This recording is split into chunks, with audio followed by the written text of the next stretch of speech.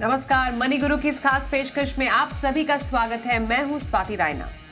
Fractional investment निवेश का एक ऐसा ट्रेंड जो भारत में काफी तेजी से पॉपुलर हो रहा है, जिसमें किसी हाई वैल्यू एसेट जैसे कि real estate, stock, startup equity, debt जैसे इंस्ट्रूमेंट में छोटी छोटी रकम निवेश करके किसी एसेट को आप खरीद सकते हैं, यानी कि कम पैसे में बड़े एसेट में आसानी से इन्वेस्टमेंट। जानेंगे फ्रैक्शनल इन्वेस्टमेंट के फायदे क्या है इससे जुड़े भारत में रेगुलेशन, टैक्स के नियम क्या कहते हैं। स्वागत करते हैं हमारे आज के खास एक्सपर्ट्स का, जिससे हम करने वाले हैं चर्चा। वाइज इन्वेस्ट के सीईओ हेमंत रुस्तगी और mutual fund expert Vishwajeet Parashar, दोनों एक्सपर्ट्स का बहुत स्वागत करते हैं। और आज एक ऐसे ट्रेंड की बात करने वाले हैं जो बाहर के कंट्रीज में तो काफी ज्यादा पॉपुलर है, पर स्लोली भारत में भी कैचअप हो रहा है, वो भी ज्यादातर यंग इन्वेस्टर्स में। फ्रैक्शनल इन्वेस्टमेंट, सबसे पहले हेमंत जी जरा समझाइए क्या है ये नया इन्वेस्टमेंट का ट्रेंड। देखिए स्वाति, जब हम फ्रैक्शनल इन्वेस्टमेंट की बात करते हैं तो एक तरीके से जैसा आपने भी कहा और मैं उसको कंफर्म करना चाहूंगा कि ये एक ऐसा कॉन्सेप्ट है जहां पे हम कोशिश कर रहे हैं डेमोक्रेटाइज करने की कि जो इन्वेस्टर्स ऐसी एसेट क्लास में जहां पे इन्वेस्ट करने के लिए ज्यादा पैसा चाहिए, अगर वो वहां पे पार्टिसिपेट करना चाहें, उनमें इन्वेस्ट करना चाहें, तो उनको मौका मिलता है फ्रैक्शनल इन्वेस्टिंग से।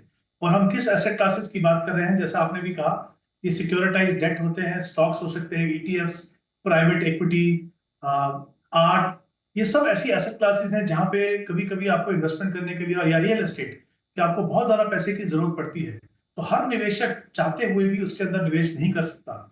फ्रैक्शनल इन्वेस्टमेंट जो है एक ऐसा प्रोसेस है जहां पे आप उन एसेट क्लासेस में पार्टिसिपेट कर सकते हो। जैसे मैं एक एग्जांपल से आपको समझाता हूं।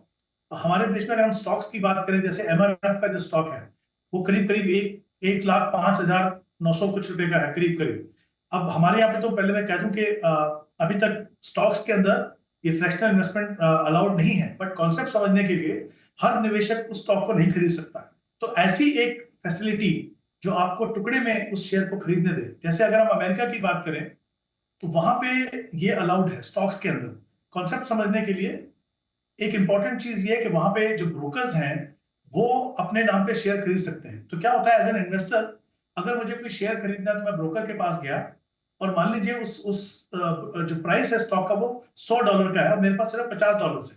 तो हम हमारे देश में क्या करते हैं, हम नंबर ऑफ शेयर्स खरीदते हैं। वहां पे आप कह सकते हैं ब्रोकर को कि मुझे $50 का ये शेयर खरीदना है, तो वो आपको आधा शेयर देगा और आधा शेयर वो अपने पास रखेगा जो किसी और को दे।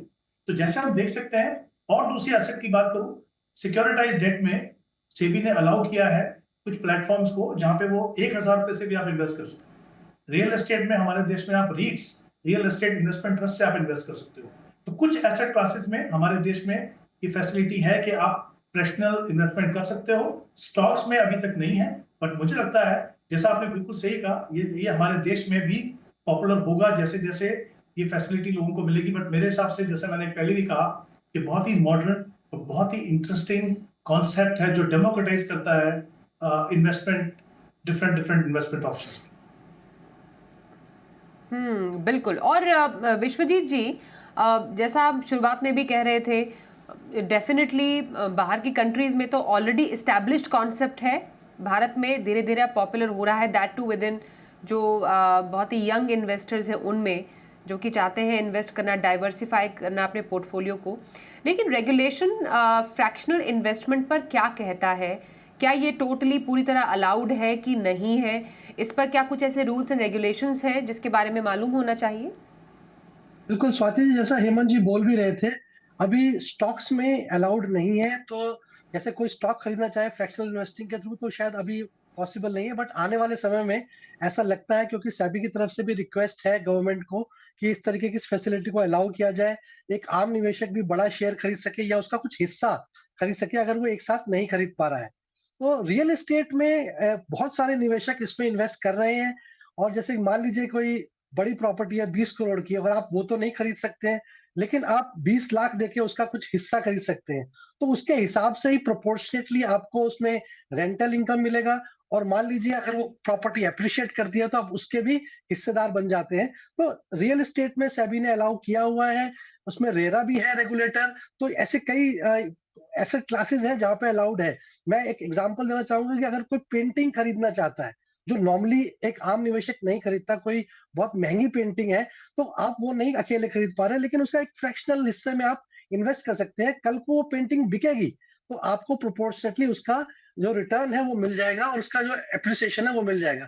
तो मेरे हिसाब से ये बहुत ही अच्छा कॉन्सेप्ट है। थोड़े से कम पैसे से आप एक बड़े एसेट क्लास के हिस्सेदार बन जाते हैं, आपका पोर्टफोलियो डाइवर्सिफाई हो जाता है। लो कॉस्ट में, जैसे कि हेमंत जी बोल रहे थे, ₹1000 से भी आप कोई ऐसी एनबीएफसीज़ में इन्वेस्ट कर पाएँगे जो आगे लोन्स देते हैं। ये इस तरीके के इन्वेस्टमेंट्स में है, तो आप उसमें हिस्सेदार बन सकते हैं। तो मेरे ख्याल में आने वाले समय में ऐसे कॉन्सेप्ट बहुत ज़्यादा पॉपुलर हो सकते हैं, क्योंकि लोगों को नई-नई इन्वेस्टमेंट्स में इन्वेस्ट करने का एक एक इंटरेस्ट भी होता है और वो अच्छा भी है पोर्टफोलियो डाइवर्सिफिकेशन के हिसाब से। हेमंत जी, तरीका क्या हो सकता है? तरीका अगर समझ पाएँ आपसे, ये फ्रैक्शनल इन्वेस्टमेंट का तरीका क्या है? स्टॉक में इन्वेस्ट करना है तो हमें मालूम है स्टॉक खरीदना है, डीमैट अकाउंट बनाना है, म्यूचुअल फंड में इन्वेस्ट करना है, म्यूचुअल फंड की वेबसाइट पे जाइए, वहाँ से खरीदिए, स्टॉक ब्रोकर्स हैं। इसका तरीका कुछ अलग, जिस तरीके से हम फ्रैक्शनल इन्वेस्टमेंट कर सकते हैं? हाँ, देखिए, जैसे मैंने पहले भी कहा कि स्टॉक्स में तो हमारे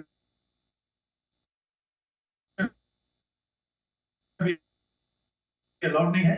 अगर आप एज एन इंडियन इन्वेस्टर हैं तो अगर आप चाहें तो लेकिन जो बाकी जो इन्वेस्टमेंट ऑप्शंस हैं, जैसे आपने कहा, मैंने कहा था कि रियल एस्टेट में अगर आपको इन्वेस्ट करना है तो वहां पे जो रीट्स हैं, रियल एस्टेट इन्वेस्टमेंट ट्रस्ट, वहां पे आप इन्वेस्ट कर सकते हो। और जो स्ट्रक्चर्ड डेट है, बेसिकली सिक्योरिटाइज डेट जो है, उसमें जैसे मैंने कहा था कि कुछ प्लेटफॉर्म्स हैं जहाँ पे सेबी ने को ऑथराइज किया है इन इन सिक्योरिटीज में डील करने के लिए। तो वहां पे जैसे मैंने कहा था कि मिनिमम ₹1000 से आप इन्वेस्ट कर सकते हो। तो बहुत जहां जहां पे पॉसिबल है, और जैसे अभी हम बात कर रहे थे इवन आर्ट की या पेंटिंग की, तो वहां पे भी ऐसे फंड हैं जो आर्ट में और या पेंटिंग में इन्वेस्ट करते हैं। तो अलग इन्वेस्ट करना बहुत मुश्किल नहीं है, लेकिन अनफॉर्चुनेटली अभी बहुत ज्यादा ऑप्शंस वहां पे है नहीं, except may be real estate REITs जो काफी पॉपुलर हो रहे हैं हमारे देश में। और स्ट्रक्चर्ड डेट, क्योंकि ओवरऑल हमने देखा कि डेट में उतना इंटरेस्ट अभी नहीं रहता है इन्वेस्टर्स का, तो अभी वो इतने पॉपुलर नहीं है। बट आई थिंक उसमें इन्वेस्ट करना बहुत ज्यादा मुश्किल नहीं है। शायद ज्यादातर इन्वेस्टर, मुझे लगता है कि इंतजार कर रहे हैं कि किस कभी हमें स्टॉक्स में हम फ्रैक्शनल इन्वेस्टमेंट कर सके। तो आई थिंक उसका तो जैसा प्रोसेस, जैसे मैंने पहले कहा था कि हमारे देश में ब्रोकर्स को अलाउड नहीं है, तो वो आपके डीमैट के थ्रू होगा। तो अलग अलग इन्वेस्टमेंट एसेट क्लासेस में इन्वेस्ट करने के अलग अलग तरीके हैं, बट बहुत ज्यादा कॉम्प्लिकेटेड नहीं। ओके। और विश्वजीत जी, टैक्सेशन कैसा हो सकता है इसका, एक फ्रैक्शनल इन्वेस्टमेंट का, अगर इसको समझना चाहें तो? बिल्कुल, स्वाति जी, देखिए, जैसे अभी हेमंत जी कह रहे थे, तो सबसे पहले तो कुछ प्लेटफ़ॉर्म्स हैं जहाँ इसके थ्रू आप इन्वेस्ट कर सकते हैं। कुछ पॉपुलर प्लेटफ़ॉर्म्स हैं, एसेट मॉन्क जैसे, ग्रिड जैसे, जहाँ पे जाके आप फ्रैक्शनल इन्वेस्टिंग कर सकते हैं और जिस एसेट क्लास में आप निवेश कर रहे हैं, उस एसेट क्लास के अकॉर्डिंगली ही आपके टैक्स ट्रीटमेंट भी होंगे। तो जिस तरीके से रियल एस्टेट में कैपिटल गेन है, तो उसके हिसाब से ही आपको वो टैक्स ट्रीटमेंट होगा। तो अभी बहुत स्टॉक्स में तो इन्वेस्टमेंट अलाउड है ही नहीं, तो जैसे इक्विटी में अलाउड होगा, तो जो इक्विटी का टैक्सेशन होना चाहिए, मेरे हिसाब से वैसा ही ट्रीटमेंट इस फ्रैक्शनल इन्वेस्टमेंट में भी लागू रहेगा, क्योंकि ये कोई अलग चीज नहीं है, सेम एसेट क्लास में आप निवेश कर रहे हैं। ओके। और कैसे इन्वेस्टर्स के लिए, हेमंत जी, या फिर पोर्टफोलियो डाइवर्सिफाई करने का एक तरीका है, तो कैसे इन्वेस्टर्स के लिए ऐसा थोड़ा सा इन्वेस्टमेंट सही हो सकता है? क्योंकि डेफिनेटली अगर आप एक फ्रैक्शनल इन्वेस्टमेंट कर रहे हैं तो आपको जानकारी भी होनी चाहिए, थोड़ा सा आप मैच्योर भी होने चाहिए। तो क्या सबके लिए है ये? देखिए, मुझे लगता है जैसे मैंने पहले भी कहा था कि एक तरीके से इसको हम डेमोक्रेटाइज कर रहे हैं, यानी जो निवेशक जिनके पास लमसम उतना बड़ा पैसा नहीं है, वो भी इसमें पार्टिसिपेट करें। अब वो डिपेंड करता है किस एसेट क्लास में कर रहे हैं। अगर हम सिक्योरिटाइज डेट की बात कर रहे हैं, तो ऑब्वियसली वो तो मुझे लगता है हर निवेशक के लिए टाइम होराइजन के हिसाब से सुटेबल होगा। इक्विटी, ऑब्वियसली कोई चेंज नहीं है उसके अंदर। अगर एज एन इन्वेस्टर आपको लगता है कि आप इक्विटी में इन्वेस्ट कर सकते हो, अब सिर्फ फायदा ये है कि आप जिन स्टॉक्स में डायरेक्टली आप इन्वेस्ट नहीं कर सकते हो, जब भी ये अलाउ होगा, आप उनके अंदर इन्वेस्ट करोगे, तो वहां भी रिस्क प्रोफाइल में कोई चेंज नहीं है। हम जब डाइवर्सिफिकेशन की बात करते हैं, एसेट एलोकेशन की बात करते हैं, तो हम हमेशा कहते हैं कि फिजिकल एसेट भी थोड़ा हिस्सा as an investment, real estate not as an option के जहां पे आप रह रहे हो, but as an investment option होना चाहिए। तो क्लियरली अगर आप एसेट एलोकेशन के पॉइंट ऑफ व्यू से देखें, तो रीट्स जो है वो एक अच्छा ऑप्शन हो सकते हैं। तो अलग अलग निवेशकों के लिए उनकी रिस्क प्रोफाइल और उनके एसेट एलोकेशन के हिसाब से ये जो फ्रैक्शनल इन्वेस्टमेंट है, वो आपको डिफरेंट डिफरेंट एसेट क्लासेस में इन्वेस्ट करने का मौका देगी। तो जैसा मैंने पहले भी कहा था कि कुछ एसेट क्लासेस जो आप चाहते हैं कि आपके पोर्टफोलियो में हो लेकिन कर नहीं सकते हैं इन्वेस्ट क्योंकि बड़ी रकम की जरूरत है, तो वो एक फायदा आपको मिलेगा। ऑफ कोर्स इसका मतलब ये नहीं कि आपके हर एसेट क्लास में आपको पैसा डालना है। सुटेबिलिटी जो क्राइटेरिया है, चाहे वो फ्रैक्शनल इन्वेस्टमेंट हो या अदरवाइज हो, वो यहाँ पे भी एप्लीकेबल है। ताकि अगर हम उसका ध्यान रखें तो उस हिसाब से ये एक डेफिनेटली बहुत अच्छी ऑप्शन हो सकती है। बिल्कुल सर। चलिए इसी के साथ पहले कॉलर से भी हम बात कर लेते हैं हमारे शो में जो आज है शामिल, शुभेंदु पॉल। नमस्कार सर, स्वागत करते हैं मनी गुरु में। क्या जानना चाहते हैं आप? एक्चुअली मेरा जो पोर्टफोलियो है मैं भेजा था, ठीक है। मैं 2010 साल से मैं म्यूचुअल फंड में एसआईपी कर रहा हूँ। तो मेरा करंट जो पोर्टफोलियो वैल्यू है 88 लाख है, ठीक है। तो मेरा जो गोल है, मैं नेक्स्ट 15 इयर्स के अंदर मैं एक्चुअली मेरा गोल 5 करोड़ का गोल है, ठीक है। तो ये अचीव होगा कि नहीं, ये एक क्वेरी है। और नेक्स्ट क्वेरी है, ये मैं एसआईपी तो मैं कंटिन्यू करूंगा ही, ठीक है, मगर मैं नेक्स्ट 5 साल के बाद में 50K करके एसडब्ल्यूपी मैं विथड्रॉ करना चाहता हूँ, ठीक है। तो वो हो सकता है कि नहीं, ये भी मैं जानना चाहता हूँ। ओके।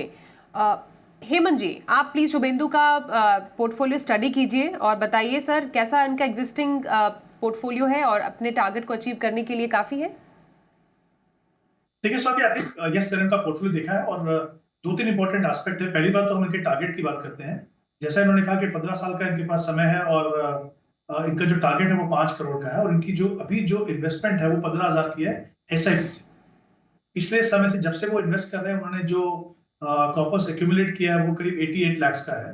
तो अगर ये अनइंटरप्टेडली अगले 15 साल तक अपना इन्वेस्टमेंट प्रोसेस कंटिन्यू करते हैं, मैं अगर 12% का रिटर्न मान के चलूं तो करीब करीब 5 करोड़ 60 लाख का कॉर्पस बना पाएंगे। तो पहला बात कि जो उनका जो टारगेट है वो 15 साल के बाद का, वो डेफिनेटली पूरा होगा। इंपॉर्टेंट चीज ये है कि इनको अनइंटरप्टेडली बिना रुकावट के इस प्रोसेस को कंटिन्यू करना है। दूसरी बात, 15,000 के लिए 15 फंड है इनके पास। तो डेफिनेटली ये जो पोर्टफोलियो है ये ओवर डाइवर्सिफिकेशन है। यहाँ पे जब आप ऐसा पोर्टफोलियो बनाते हैं और इसमें मैं देख रहा हूँ कि 3 थीमेटिक फंड भी हैं, तो कहीं ना कहीं जरूरत से ज्यादा रिस्क ओवरलैपिंग जो आपके पोर्टफोलियो में लॉन्ग टर्म के लिए बिल्कुल भी ठीक नहीं है, उसको मॉनिटर करना भी मुश्किल होता है। तो मेरे हिसाब से इनको अपने फंड्स को कम करना चाहिए। 4 या 5 फंड इनको रखें अपने पोर्टफोलियो में तो बिल्कुल सही रहेगा। उसमें आप ऐसा कर सकते हैं कि आप एग्जिस्टिंग कुछ फंड्स हैं वो रखिए, जैसे एचडीएफसी टॉप निफ्टी 50 है, उसमें आप 3,000 रुपए इन्वेस्ट कीजिए। कोटक इमर्जिंग जो एक मिड कैप फंड है उसमें आप 3,000 रुपए इन्वेस्ट कीजिए और एचडीएफसी रिटायरमेंट सेविंग में 3,000 इन्वेस्ट कीजिए। यहाँ भी अगर इन्होंने इस फंड में सिर्फ इसलिए निवेश किया है कि ये रिटायरमेंट वर्ड है यहाँ पे, तो फिर शायद उसका कोई बहुत बड़ा फायदा नहीं है। आप किसी normal well diversified high quality fund में जाइए, वो आपके लिए बेटर हो सकता है। उसके अलावा 2 फंड मैं चाहूंगा ये अपने पोर्टफोलियो में शामिल करें। एक मोतीलाल ओसवाल का लार्ज एंड मिड कैप 3,000 रुपए और कोटक मल्टी कैप 3,000। हमने कोशिश की है 5 फंड में डिफरेंट मार्केट सेगमेंट में आपको सही तरीके का एक्सपोजर मिले, जो रिस्क और रिवॉर्ड के बीच में जो वो बैलेंस हो और आपकी पोर्टफोलियो परफॉर्मेंस जो है ओवर ए लॉन्गर टाइम कम हो। तो हमने 10 फंड्स को कम किया है 15 में से, और ये भी इसमें कंप्रोमाइज नहीं किया कि आपकी एलोकेशन डिफरेंट मार्केट सेगमेंट हो के ना। दूसरी बात, इन्होंने कहा कि 5 साल के बाद इनको एसडब्ल्यूपी से पैसा निकालना है 50,000, तो करीब 6 लाख रुपए हो गया, यानी 2 करोड़ का कॉर्पस होना चाहिए। ये पॉसिबल होगा इनके लिए, लेकिन अगर ये पैसा निकालना शुरू करेंगे तो जो उनका जो 15 साल का टारगेट है वहां पे थोड़ा सा इनको कंप्रोमाइज करना पड़ सकता है। Okay sir, okay. तो ये रही शुभेंदु जी आपके लिए आपके पोर्टफोलियो पर सलाह। बहुत बहुत शुभकामनाएं आपको। अगले कॉलर इस वक्त सचिन जी इस वक्त हमारे साथ हैं। नमस्कार सर, बताइए क्या जानना चाहेंगे आप? हेलो मैम, मेरे पास अभी 3 एसआईपी में भर रहा हूँ। एक बजाज फिनसो फ्लेक्सी कैप फंड का है रेगुलर ग्रोथ, एक एचएसबीसी बिजनेस साइकिल फंड है, और थर्ड है मोतीलाल ओसवाल निफ्टी 500 मोमेंटम। इन तीनों के मैं 1000 के एसआईपी भर रहा हूँ 15-20 साल के लिए। तो मैं इनको कैरी फॉरवर्ड करूँ या किसी को स्वाइप करूँ, मैं वो जानना चाहता हूँ। ओके, मैं पराशर जी, सर सचिन के पोर्टफोलियो को प्लीज स्टडी कीजिए। 3 एसआईपीज हैं, फ्लेक्सी कैप भी है, एक सेक्टोरल फंड भी है, एक इंडेक्स फंड भी है। कैसा लग रहा है? बिल्कुल स्वाति जी, इनका पोर्टफोलियो देखते हैं तो थोड़ा सा अभी 3 ही फंड्स हैं, 3000 की एसआईपी कर रहे हैं, तो थोड़ा सा हाई रिस्क फंड्स हैं। थीमेटिक फंड, सेक्टोरल फंड्स की अभी आवश्यकता नहीं है। पहले एक बैलेंस पोर्टफोलियो बना लेते हैं, उसके बाद हम थीमेटिक सेक्टोरल फंड्स को कंसिडर कर सकते हैं।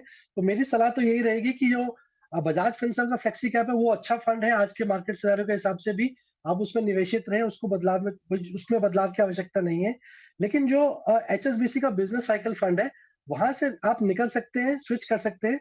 उसकी जगह आप एक डाइवर्सिफाइड मल्टी कैप फंड्स ले लीजिए, तो आपको लार्ज कैप, मिड कैप और स्मॉल कैप का तीनों का एक्सपोजर मिल जाएगा, डाइवर्सिफाइड भी हो जाएगा, तो और रिस्क भी ओवरऑल कम हो जाएगा।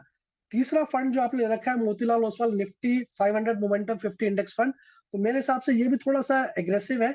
इसकी जगह मोतीलाल ओसवाल का ही लार्ज कैप फंड ले लीजिए, तो आपके लिए पोर्टफोलियो में एक स्टेबिलिटी भी लेकर आएगा, और ऐसा लगता है कि लार्ज कैप के वैल्यूएशन अभी अट्रैक्टिव है, तो अच्छे रिटर्न्स भी बनेंगे। तो ये दो छोटे-छोटे बदलाव करें। जहाँ तक कि अगर आपके गणित को देखें, आप 50 लाख का कॉर्पस जनरेट करना चाहते हैं, तो अभी 3000 की एसआईपी से अगर हम चलते हैं 12% का सीएजीआर लेके, तो करीब-करीब 20 साल में 30 लाख रुपए बनते हैं। तो वहीं मुझे लगता है थोड़ा-सा गैप है। अगर आप 2100 रुपए की एसआईपी और ऐड कर दें, 3000 मतलब प्लस 2100 यानी कि 5100 रुपए का एक तरीके से शगन समझ लें। 5100 की एसआईपी अगर आप करते हैं, तो 20 साल में आप 50 लाख का कॉर्पस जो आपका गोल है, आप उसको आराम से अचीव कर पाएंगे।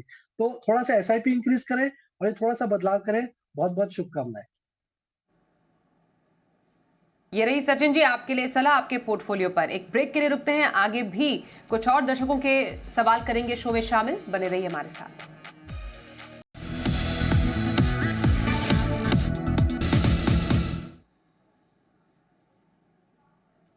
स्वागत करते हैं मनी गुरु में आपका। आज हमारे साथ हैं विश्वजीत पराशर, हेमंत रुस्तगी, और आज हम ले रहे हैं हमारे दर्शकों के सवाल।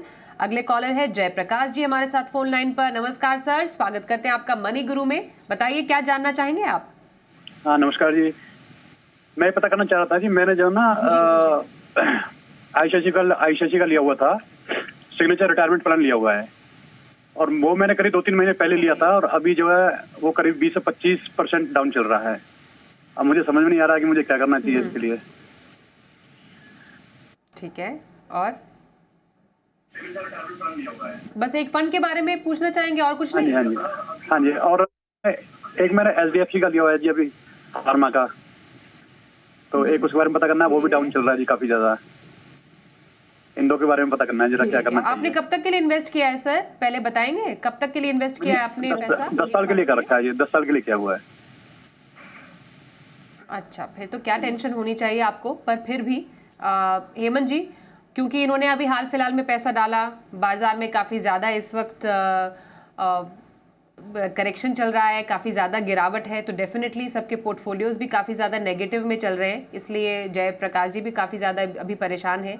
सर 10 साल का तो इनका होराइजन है, रिटायरमेंट के लिए इन्होंने पैसे डाले, क्या सजेस्ट करेंगे आप? जी स्वाति, आई थिंक सबसे इंपॉर्टेंट चीज यहाँ पे है, जैसा उन्होंने कहा कि इनका जो टाइम होराइजन है वो 10 साल का है, और अभी कुछ समय पहले इन्होंने इन्वेस्टमेंट शुरू की है। आई थिंक सबसे पहले तो मैं कहना चाहूंगा कि जब आप इक्विटी में इन्वेस्ट करते हो और आपको क्लैरिटी है कि आपका जो समय है वो 10 साल का आपके पास है, कुछ हिस्सा आप लमसम इन्वेस्ट कर रहे हैं, कुछ हिस्सा आप एसआईपी से इन्वेस्ट कर रहे हैं, तो ऑब्वियसली कहीं ना कहीं वो एवरेजिंग हो रही है आपकी। देखिए, इक्विटी में वॉलेटिलिटी जो है वो एक बहुत ही नेचुरल सी चीज है। अलग अलग कारणों से अलग अलग समय पे वॉलेटिलिटी होती है, जो अभी हो रही है। ये समय है डिसिप्लिन इन्वेस्टर्स के लिए कि आपकी जो इन्वेस्टमेंट है वो लोअर लेवल पे होगी। इसका फायदा आपको आगे देखने को मिलेगा। मैं ये नहीं कह रहा कि जब हम अपने पोर्टफोलियो को गिरता हुआ देखते हैं या उसकी वैल्यू को गिरता हुआ देखते हैं तो उससे घबराहट नहीं होती, वो डेफिनेटली होती है, बट उसको टैकल करने का सबसे इंपॉर्टेंट तरीका वही है कि आपके पास 10 साल का समय है। 10 साल में और भी ऐसे मौके आएंगे जब मार्केट में वॉलेटिलिटी होगी, लेकिन आपको उससे घबराना नहीं है। आप सिर्फ डिसिप्लिन तरीके से अपनी इन्वेस्टमेंट करते रहिए, आप देखेंगे कि वॉलेटिलिटी का इंपैक्ट ही कम नहीं होगा, बल्कि आपको इसका फायदा मिलेगा। तो पहली बात तो मैं कहूंगा जयप्रकाश जी, जरा इस चीज पे ध्यान रखिए। दूसरा, मुझे लगता है आपको अपना पोर्टफोलियो को पूरा ओवरऑल करने की जरूरत है। आपने एक यूलिप ली है जहां पे आप कह रहे हैं 20-22% कम है। मेरे हिसाब से अगर 10 साल का समय है तो यूलिप से बेहतर म्यूचुअल फंड एक ऑप्शन है, क्योंकि वहां पे आपको वैरायटी मिलती है, फ्लेक्सिबिलिटी भी ज्यादा है, और जिस तरह की परफॉर्मेंस है वो आपको बेटर मिल सकती है। तो डेफिनेटली एक तो आप वो कंसिडर कीजिए। दूसरा, आपने फार्मा फंड में इन्वेस्ट किया, आप नए निवेशक हैं, आपको किसी भी सेक्टर फंड में इन्वेस्ट नहीं करना चाहिए। मेरे हिसाब से एचडीएफसी का ही, अगर आप जो 5000 की एसआईपी कर रहे हैं वो लार्ज एंड मिड कैप या मल्टी कैप फंड में इन्वेस्ट करें तो वो कहीं बेहतर ऑप्शन होगी। फिर मिड कैप में आपने एक इंडेक्स फंड लिया हुआ Motilal Oswal Nifty mid cap 150 index. इसी म्यूचुअल फंड, अगर आपको मिड कैप में इन्वेस्ट करना है, इसी म्यूचुअल फंड का Motilal Oswal mid cap fund है, जिसने कंसिस्टेंटली बेंचमार्क को और परफॉर्म किया है। चाहे आप पिछले कुछ सालों से देखें, कंसिस्टेंटली इसने और परफॉर्म किया है। तो अगर आपको मिड कैप में इन्वेस्ट करना है तो मुझे लगता है वो जो actively manage mid cap fund है वहां पे आप इन्वेस्ट कीजिए, उसको स्विच कीजिए। तो जैसा मैंने कहा, ओवरऑल आई थिंक अप्रोच बदलने की जरूरत है। फोकस कीजिए अपने टाइम होराइजन पे, वेल डाइवर्सिफाइड फंड में इन्वेस्ट कीजिए। आई थिंक वो एक बेटर अप्रोच रहेगी आपके लिए। ओके, तो all the very best Jaiprakash ji. आपको सलाह दी है हेमंत जी ने, उस पर जरूर गौर कीजिएगा। शुभकामनाएं। अगले कॉलर हैं सौरभ शर्मा, इस वक्त हमारे साथ फोन लाइन पर। नमस्कार सर, स्वागत करते हैं मनी गुरु में। क्या जानना चाहेंगे आप? नमस्कार मैम, मैंने अपना पोर्टफोलियो शेयर किया मैम आपके साथ जी। मेरा मैम रिटायरमेंट प्लानिंग, थोड़ा सा डिटेल में बताइए सर। मैम रिटायरमेंट प्लानिंग के लिए मैं इन्वेस्टमेंट करना चाहता हूँ। 20 साल का मेरा टेन्योर रहेगा और मेरा अभी जो अमाउंट जो डिपॉजिट हो चुका है, इट इज अप्रोक्सीमेट 1.5 लाख। ठीक है, फंड्स मैंने मैम शेयर किए। मैं तो ये आपके जानना चाहता फंड्स हूँ। भी है हमारे सामने। हाँ जी मैम, मैं ये जानना चाहता हूँ मैम, इन कि ये फंड्स में funds कंटिन्यू करूँ कैसे या हैं? कोई चेंज करना चाहिए मुझे? ठीक है विश्वजीत जी, इनका पोर्टफोलियो प्लीज देखिए आप। लगभग 1.5 लाख रुपए तो इनका पोर्टफोलियो बन चुका है। लगभग बहुत सारे फंड्स में इनकी 40,000 तक की एसआईपी भी है।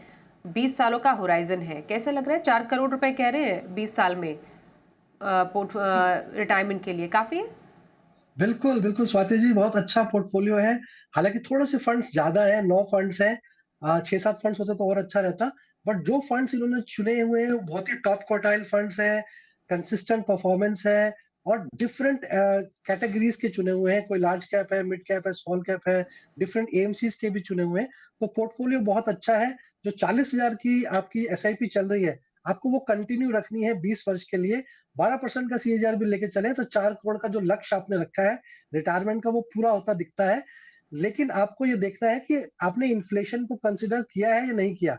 हो सकता है वो 20 साल के बाद 4 करोड़ की वैल्यू शायद आपके 20-25 साल के रिटायरमेंट को अच्छे से लीड ना कर पाए। तो आपको देखना है कि आपका आज का खर्च कितना है और 20 साल के बाद वो खर्च क्योंकि काफ़ी बढ़ जाएगा महँगाई की वज़ह से, उसके हिसाब से आपको अपना एक गोल सेट करना है। तो मैंने एक कैलकुलेशन करी कि अगर आप 10% स्टेप अप करते हैं अपनी एसआईपी में, 40,000 की एसआईपी में, तो 20 वर्ष में यही करीब-करीब 8 करोड़ बन जाता है। तो आप ऐसे अगर आप कोशिश करें, जितनी एसआईपी आप इंक्रीज कर सकते हैं और ऐसे मार्केट सिनेरियो में तो आपको ज़्यादा यूनिट्स मिल रहे हैं, तो मेरे ख्याल में एक बहुत अच्छा कॉर्पस जनरेट होगा। पोर्टफोलियो बहुत अच्छा है, निवेशित रहें, कोई ज़्यादा बदलाव की ज़रूरत नहीं है, बट केवल एक आईसीआईसीआई प्रूडेंशियल का आपके पास मल्टी एसेट फंड है और ब्लू चिप फंड है। उन दोनों में अगर देखता हूँ तो कुछ ओवरलैप है, अच्छा खासा ओवरलैप है। तो उसकी जगह आप कोई एक डिफरेंट लार्ज कैप फंड ले सकते हैं, निप्पॉन इंडिया का या फिर बीएसपी का टॉप 100 फंड। बस ये छोटा-सा बदलाव करें, तो थोड़ा-सा मेरे ख्याल में जो ओवरलैप है वो भी कम हो जाएगा। मेरे ख्याल से बहुत अच्छा पोर्टफोलियो है, निवेशित रहें, शुभकामनाएँ। Saurabh ji, all the very best आपके इन्वेस्टमेंट के लिए। और ये रहा आपके सवाल पर जवाब विश्वजीत जी की तरफ से। धन्यवाद भी करना चाहेंगे दोनों एक्सपर्ट्स का हमारे साथ आज के इस कार्यक्रम में शामिल होने के लिए। एक ब्रेक का भी वक्त हो गया है, पर खबरें जारी रहेंगी। देखते रहिए जी बिजनेस।